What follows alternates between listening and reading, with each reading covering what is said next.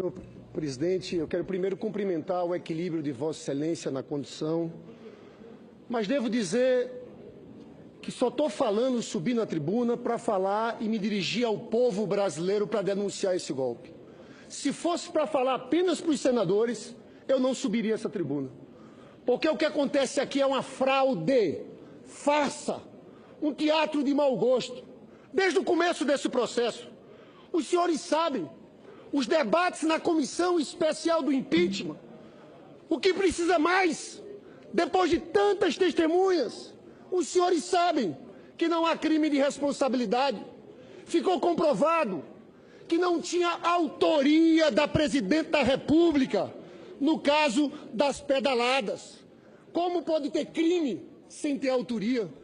Depois foi o próprio Ministério Público que disse que pedalada não era operação de crédito e mandou arquivar. Mas de nada vale os argumentos aqui.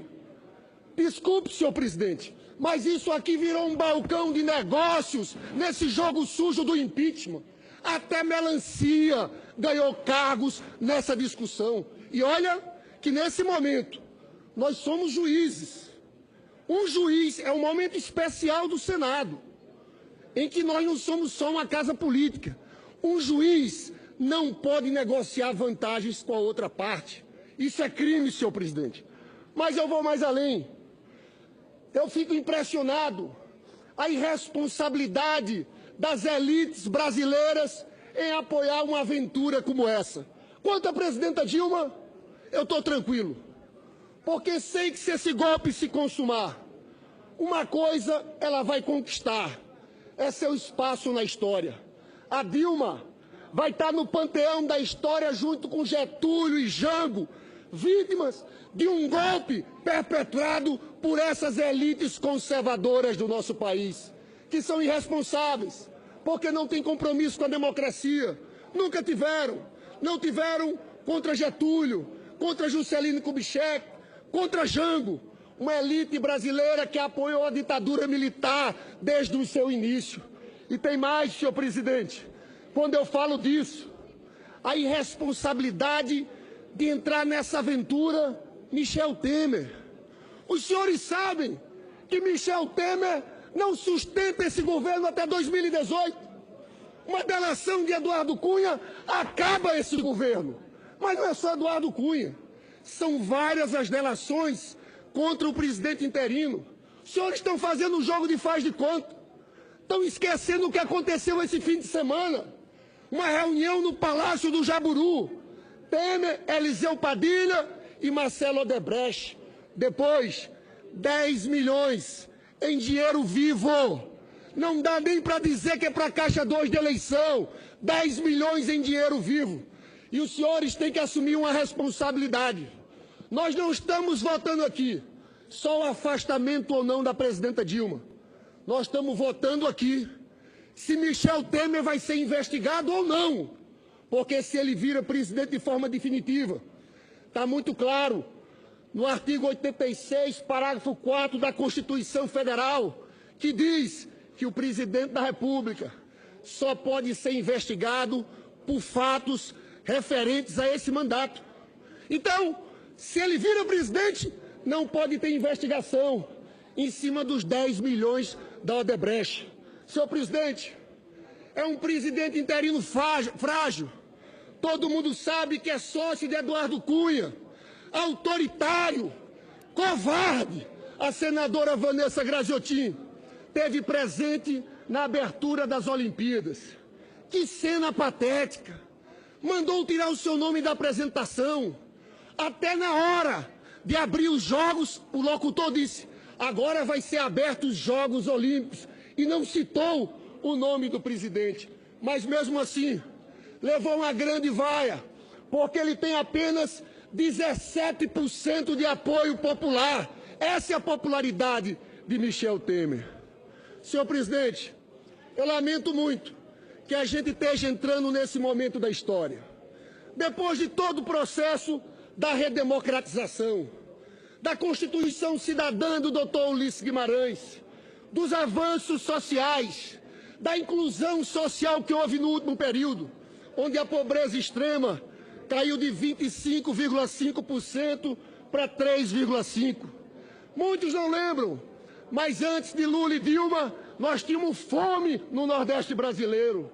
Nós conseguimos avançar com o salário mínimo 77% acima da inflação, com a política de cotas que colocou os trabalhadores, a juventude negra dentro das universidades. Acabamos com a escravidão das empregadas domésticas.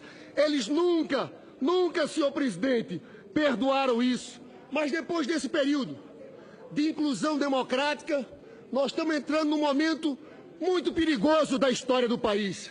Nós não sabemos, depois desse afastamento, o que vai acontecer no nosso país. Nos preocupa muito a criminalização dos movimentos sociais, a prisão de um líder do MST de Goiás pela lei antiterrorista.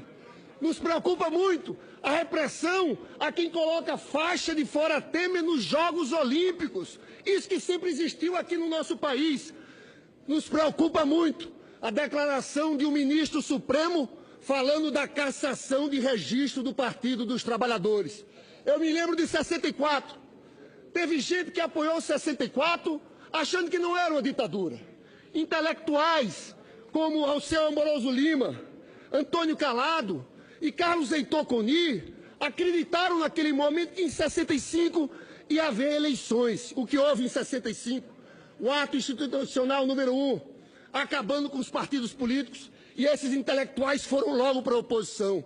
Eu digo aos senhores, caçar o registro do PT, depois desse afastamento, para nós significa dizer que nós não temos mais democracia nesse país. Agora, quando atacam Lula e o PT, o fazem por um motivo.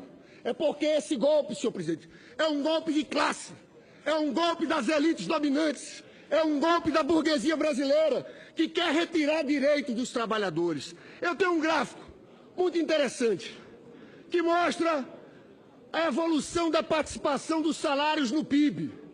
Eles estão convencidos, e dizem isso abertamente, que o problema das empresas brasileiras é que perderam sua competitividade porque aumentaram muito os salários dos trabalhadores. E vem eles, reforma trabalhista, terceirização, querem rasgar a CLT, reforma previdenciária, essa PEC 241, que significa o maior ataque à saúde pública, à educação pública.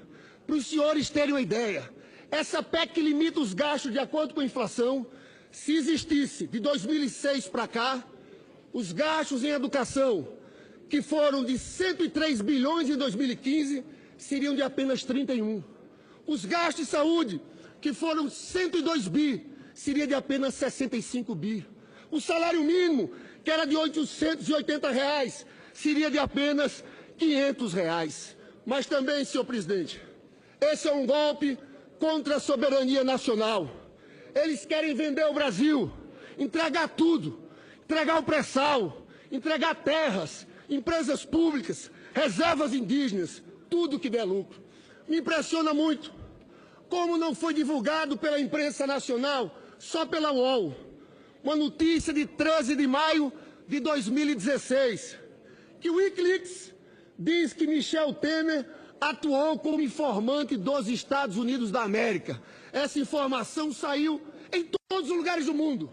A nossa mídia aqui tenta esconder isso.